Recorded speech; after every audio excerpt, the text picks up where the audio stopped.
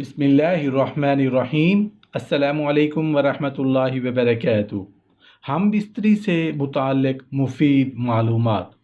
شوہر کو چاہیے کہ ملاعبت یعنی چھیڑ چھاڑ سے پہلے ہم بستری نہ کرے، بلکہ پہلے ہنسے، بولے، چھیڑے۔ جب جان لے کہ عورت کو شہوت غالب ہو گئی اور آنکھیں بدل گئی ہیں تب ہم بستری کریں، کیونکہ یہ امر بدن کے لیے زیادہ موجب راحت ہے اور بچہ صحیح اور تندرست ہونے کا باعث ہے۔ ہم بستری کرنا پنڈلیوں، سر اور خاص طور پر کمر میں درد پیدا کرتا ہے، لہٰذا اعتدال کے ساتھ ہم بستری کی جائے تو بہتر ہے۔ ہم بستری کے وقت باتیں نہ کی جائیں ورنہ بچہ گونگا ہونے کا اندیشہ ہے۔ میاں بیوی ہم بستری کرتے وقت کپڑے میں مستور ہوں تو بہتر ہے، کیونکہ نبی کریم صلی اللہ علیہ وآلہ وسلم نے فرمایا، یعنی مرد اور عورت اونٹوں کی طرح ننگے نہ ہوں۔ جب دونوں ڈھکے ہوئے نہ ہوں تو بچے میں قلت حیا کا اندیشہ ہوتا ہے۔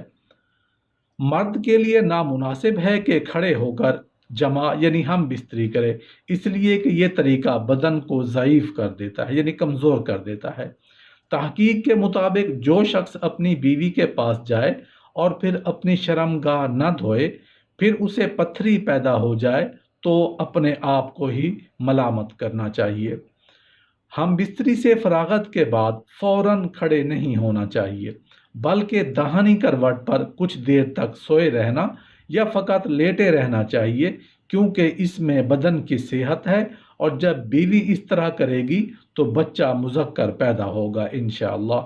جو آدمی نفس کی خواہش پوری کرتا ہے اس کا دل سخت ہو جاتا ہے، سوائے ہم بستری کے کہ یہ دل کو صاف کرتا ہے، اسی لیے انبیاء کرام نے بھی کیا ہے۔ ہم بستری میں کچھ نفع ہیں، کچھ نقصان ہے۔ نفع تو یہ ہے کہ اگر آدمی کو شہوت غالب ہو تو جماع سے جاتی رہتی ہے۔ جماع کرنے سے اگر کوئی غم ہو تو کم ہو جاتا ہے۔ جماع کرنے سے اگر دل میں حرام کا خیال ہو تو زائل ہو جاتا ہے۔ جماع یعنی ہم بستری کرنے سے دل سے وسوسہ دور ہو جاتا ہے اور دل کو تسکین ہوتی ہے۔ بعض زخم کے جن کا مادہ گرم ہوتا ہے انہیں نفع بخشتا ہے۔ جماع بدن کو اور بینائی کو ضعیف کرتا ہے۔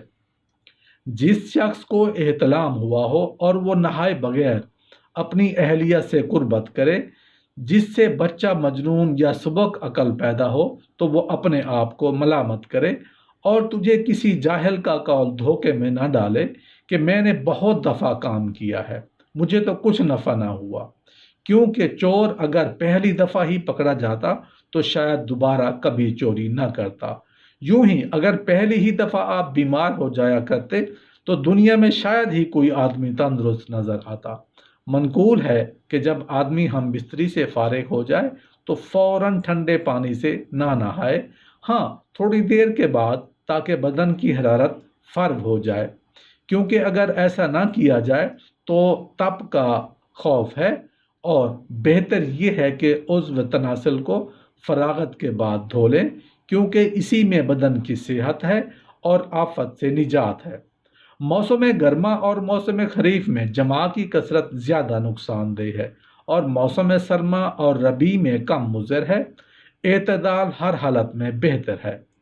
خالی پیٹ جماع کرنا کم نقصان دہ ہے اور پیٹ بھرے ہوئے پر زیادہ نقصان ضرور کرتا ہے۔ اس لیے کہا گیا ہے کہ جب کسی نے پیٹ بھرے ہوئے ہونے کی حالت میں جماع کیا اور عورت حاملہ ہو گئی تو بچہ بھاری نفس اور بھاری روح پیدا ہوگا، اور اگر خالی پیٹ پر جماع کیا تو بچہ سبک نفس اور سبک روح پیدا ہوگا۔ رات کے آخری حصہ میں ہم بستری کرنا بہتر ہے، کیونکہ معدہ اول حصہ میں بھرا ہوا ہوتا ہے۔ بیان کیا جاتا ہے کہ 4 چیزیں دیوار عمر کو گرا دیتی ہیں، بلکہ بسا اوقات قتل بھی کر دیتی ہیں: دست کی بیماری کی حالت میں حمام میں داخل ہونا، سوکھے گوشت کھاتے رہنا، پیٹ بھرا ہوا ہونے کی حالت میں جماع یعنی ہم بستری کرنا، بڑھیا عورت سے جماع کرنا۔